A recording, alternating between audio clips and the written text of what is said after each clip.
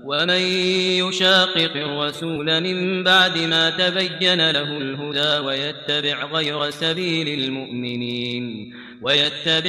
سبيل المؤمنين نوله ما تولى ونصله جهنم وساءت مصيرا. نحمده ونصلي على رسوله الكريم. أما بعد، عن عبد الرحمن بن أبي قراد رضي الله تعالى عنه قال: توضأ النبي صلى الله عليه وسلم فجعل الصحابة رضوان الله عليهم أجمعين يتدابرون بوضوئه، فقال النبي صلى الله عليه وسلم: ماذا يحملكم على هذا؟ فقالوا: حب الله ورسوله. فقال النبي صلى الله عليه وسلم: من سره أن يحب الله ورسوله أو يحبه الله ورسوله فليصدق حديثه إذا حدث وليؤدي أمانته إذا اؤتمن. رواه الطبراني وصححه الإمام الألباني رحمه الله. محترم سامعین، آج کے اس ہفتہ والی درس میں ایک اہم ٹاپک جو آج کل ہمارے سماج اور معاشرے کے اندر غلط فہمیاں پھیلی ہوئی ہیں، جو توحید سے متعلق ہے، ایمانیات سے متعلق ہے، نبی صلی اللہ علیہ وسلم کے آثار اور ان کی حقیقت، آثار رسول صلی اللہ علیہ وسلم و حقیقتها. اس عنوان کا مفہوم یہ ہے کہ نبی صلی اللہ علیہ وسلم کے تعلق سے یہ دعویٰ کیا جاتا ہے کہ آپ صلی اللہ علیہ وسلم کا عمامہ شریف موجود ہے، یا منہ مبارک یعنی بال موجود ہے، قمیص موجود ہے، یا اس طریقے سے دیگر جو نیک لوگ ہیں، صحابہ ہیں یا ان کے بعد محدثین ہیں، ان کے تعلق سے دعویٰ کیا جاتا ہے. اور پھر اس کے بعد تبرک کے نام پہ ایک بازار لگتا ہے، دین فروشی ہوتی ہے، اور پھر عقائد فروشی ہوتی ہے، اور وہ شرک کا ایک میلہ، ایک تہوار آئے تو اس کے نام سے مشہور ہو جائے. یہ ہے اس عنوان کا خلاصہ. تو محترم سامعین، پہلے ہم آتے ہیں کہ رسول اکرم صلی اللہ علیہ وسلم کے آثار ثابت ہیں. یہاں آثار سے مراد وہ حدیث والے نہیں، آثار سے مراد وہ ہیں جو نبی صلی اللہ علیہ وسلم کے تعلق سے یہ دعویٰ کیا جاتا ہے کہ آپ کی منہ مبارک عمامہ شریف، قمیص یا نعلین اتنی گڑبڑ شکل میں پیش کیا جاتا ہے، نیٹ وغیرہ پر آپ دیکھیں اتنی فوش شکل میں پیش کیا جاتا ہے کہ ایک آدمی سوچے گا یہی ہے، مطلب یہ ذہن میں ڈالا جاتا ہے. جبکہ رسول اکرم صلی اللہ علیہ وسلم کی نظافت، طہارت، صفائی، پاکیزگی کا کیا کہنا ہے؟ اسلام کی بنیادوں میں سے ہے. تو شیخ ابن عثیمین رحمہ اللہ اور علامہ البانی رحمہ اللہ، اسی طریقے سے شیخ الاسلام ابن تیمیہ رحمہ اللہ اور امت کے تمام ائمہ، محدثین، مجتہدین، علماء کرام کا اس بات پر اتفاق ہے کہ رسول اکرم صلی اللہ علیہ وسلم کے آثار اس دنیا میں موجود نہیں ہیں. اگر کوئی شخص یہ دعویٰ کرتا ہے، اس بات کو دھیان سے سنیں، اگر کوئی شخص دعویٰ کرتا ہے تو اس کے لیے ضروری ہے دلیل لے کے آنا. دلیل کیسی؟ جس طریقے سے حدیث کی سند موجود ہے، انما الاعمال بالنیات، حدثنا انہوں نے ہم سے بیان کیا، پھر نبی صلی اللہ علیہ وسلم نے بیان کیا، اس کے اوتھینٹک سند ہو، صحیح سند ہو، اور ہر جو راوی ہے، جو محدث اپنے استاد سے سنا ہو، دیکھا ہو، تب جا کر کے اس کی تحقیق ثابت ہوگی یا یہ بات پکی مانی جائے گی. اور ایسا نہیں ہے. اور جو لوگ دعویٰ یہ کرتے ہیں وہ اپنے دعویٰ میں جھوٹے ہیں. اس لیے عربی کا محاورہ ہے وَالدَّلِيلُ عَلَى الْمُدَّعِ، جو دعویٰ کرتا اس کے ذمہ ہے دلیل پیش کرنا. تو یہ بات ثابت ہو گئی، جتنے بھی آثار کا یہ دعویٰ کیا جاتا ہے، یہ آثار ثابت نہیں ہے. اسی طریقے سے بہت سارے ایسے ممالک ہیں جن کو ان آثار کے تعلق سے باقاعدہ سرکاری حفاظت کی جاتی ہے، جن میں سے ترکی کا ایک مشہور میوزیم استنبول ہے، جہاں پر تصوف کے وہ راز بتائے جاتے ہیں جو نعوذ باللہ اسلام تو چھوڑیے انسانیت سے بھی دور کرنے والی چیزیں ہیں. اسی طریقے سے ہمارے ممالک کے اندر بہت سارے ایسے جگہوں پر یہ دعویٰ کیے جاتے ہیں۔ خلاصہ یہ ہے کہ یہ آثار ثابت نہیں ہے۔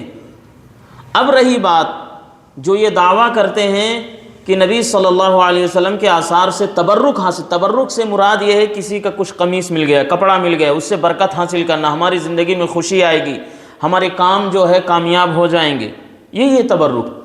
تبرک ایک مستقل عبادت ہے، اور برکت حاصل کرنا صرف اور صرف اللہ کی ذات سے ہی کی جا سکتی، دوسرے سے نہیں۔ جس طرح ہم دعا کرتے ہیں، ہم نماز پڑھتے ہیں، ذبح کرتے ہیں، یا اس طریقے سے قرآن کی تلاوت کرتے ہیں، یہ سب کی سب عبادات ہیں، اور ساری عبادتوں کا مستحق صرف اور صرف رب ذوالجلال ہے۔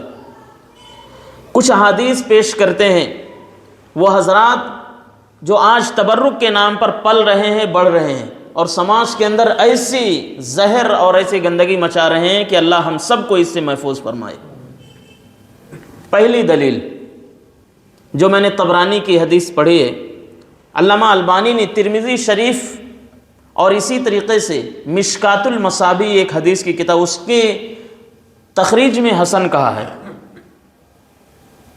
حدیث یہ ہے، عبد الرحمن ابن ابی قراد ایک صحابی ہیں، کہتے ہیں کہ اللہ کے نبی صلی اللہ علیہ وسلم نے وضو کیا۔ وضو جب کیا تو صحابہ کرام آپ کے جسم سے جو پانی ٹچ ہو کر کے گرتا تھا وضو کا، اس کو فوراً لے کر کے اپنے جسموں پر ملنے لگے۔ تو نبی صلی اللہ علیہ وسلم نے کہا ما یحملکم علی ھذا، یہ جو تم لوگ کر رہے ہو کس چیز نے تم کو اس پر ابھارا ہے، کیوں ایسا کر رہے ہو؟ کہتے حب اللہ و رسولہ، ہم ایسا اس لیے کر رہے ہیں تاکہ نبی صلی اللہ علیہ وسلم کی محبت ہمیں مل جائے اور اللہ کی محبت حاصل ہو جائے۔ تو آپ صلی اللہ علیہ وسلم نے ارشاد فرمایا کہ من سرہ، جو شخص یہ چاہتا ہے، اس بات سے اس کو خوشی ہوتی ہے کہ اللہ اس کے رسول اس سے محبت کریں، یا وہ اللہ اس کے رسول سے محبت کرنا چاہتا ہے، تو اس پر ضروری ہے جب بھی وہ کوئی گفتگو کرے تو سچ بات بولے، جب بھی امانت رکھی جائے تو اس میں خیانت نہ کرے، اور اسی طریقے سے کچھ اور باتیں بھی نبی صلی اللہ علیہ وسلم نے کہی ہیں۔ تو جواب آپ کو سمجھ میں نہیں آیا۔ صحابہ نے کہا ہم اس لیے کر رہے ہیں، وضو کا پانی اپنے جسموں پر مل رہے ہیں تبرک کے لیے تاکہ اللہ اس کے رسول کی محبت حاصل ہو جائے۔ اسی میں جواب ہے کیا؟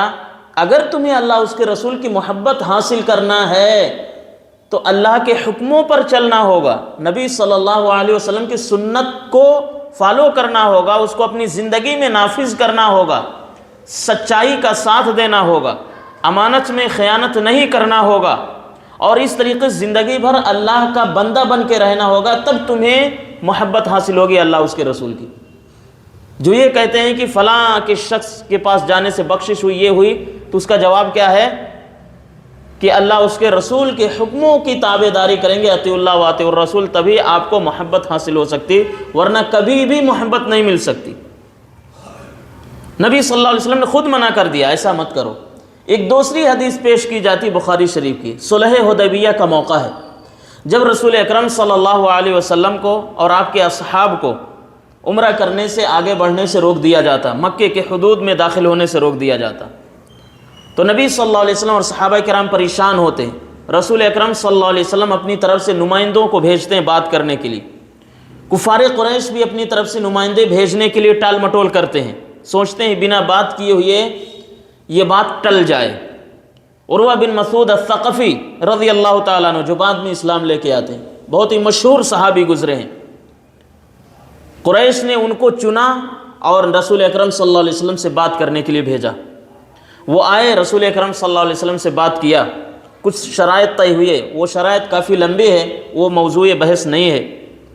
بہرحال عروہ بن مسعود الثقفی رضی اللہ تعالیٰ عنہ جب واپس گئے اپنی قوم کی طرف قریش کے پاس، تو قریش نے کیا کہا؟ یہ آدمی بھی رسول اکرم صلی اللہ علیہ وسلم کے رنگ میں رنگ گیا، رسول اکرم صلی اللہ علیہ وسلم کا فالوور بن گیا۔ کیوں؟ انہوں نے بہت مشہور بات کہی، واللہ ما رأیت، میں نے کسی کو نہیں دیکھا، اللہ کی قسم میں نے کسی بھی ایسے شخص کو نہیں دیکھا کہ وہ اپنے دوستوں سے، اپنے قائد، اپنے رہنما سے اتنی شدت سے محبت کرتا ہو جتنی شدت سے اصحاب محمد صلی اللہ علیہ وسلم، صحابہ کرام رسول اللہ صلی اللہ علیہ وسلم سے محبت کرتے ہیں۔ پھر وہ کہتے ہیں کہ میں قیصر کے پاس گیا، کسریٰ کے پاس گیا، دنیا کے تمام بادشاہوں کے پاس گیا، لیکن جو تعظیم صحابہ کرام رسول اکرم صلی اللہ علیہ وسلم کی کرتے ہیں، میں نے وہ تعظیم کسی اور کو نہیں دیکھا کرتے ہوئی، کسی اور کے فالوور کو نہیں دیکھا۔